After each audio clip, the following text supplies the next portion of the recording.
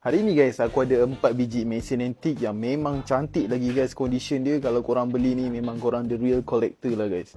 Jadi sebelum aku tunjuk barang-barang ni kat korang, kita boleh post satu Malaysia. Kalau korang nak datang kedai nak tengok depan-depan, korang boleh datang kedai kita dekat Orchid Tackle Kelang. Alamat dekat atas tu, aku dah siap-siap tulis. Jadi yang pertama guys, kalau korang tahu model ni, ini adalah dam guys. Dam quick. Korang tengok condition dia, memang lawa guys.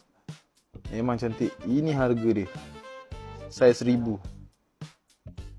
Harga dia 780. Harga boleh diskaun, dapat siap dengan kotak dia lagi guys. Kotak dia pun condition cantik lagi guys, macam baru. Waktu dam quick 1000. Dalam kotak dia korang boleh tengok, memang premium guys. Dapat siap dengan space pool dia. Ni space pool dia.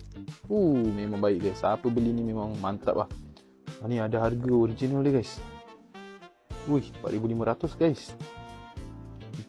Lepas tu ni. Ini dia punya buku manual semua. Siap kotak dia semua guys. Harga dia 780. Harga boleh nego. Dam quick saiz 1000. Ni siapa beli memang dia real collector. Condition pun cantik, macam baru lagi. Korang boleh tengok condition, memang lawa guys.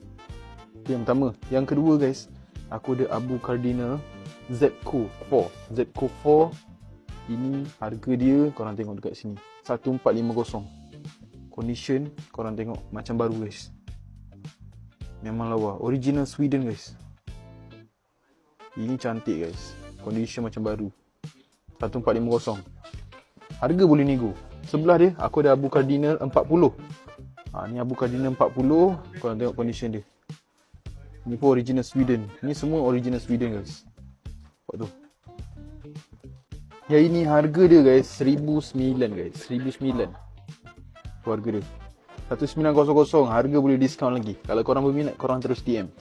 The last sekali guys, aku ada Abu C3. Abu Cardinal C3, original Sweden juga. Condition memang cantik, macam baru. Nampak tu. Memang lawa guys. Harga dia ni 1340. Harga boleh nego. Jadi kalau korang rasa macam tak puas tengok kat video, boleh terus datang kedai kita dekat Orchid Tackle Kelang. Boleh beli depan-depan. Kalau korang rasa puas, korang boleh tunggu kat rumah. Kita boleh post satu Malaysia. Korang deal je kat kita orang. Korang DM je kita orang mana satu yang korang nak. So kalau korang berminat, korang screenshot video ni, send dekat kita orang. Macam biasa, berminat korang roger je. Dan kami juga menerima track in Race dan Road. Sekian, terima kasih.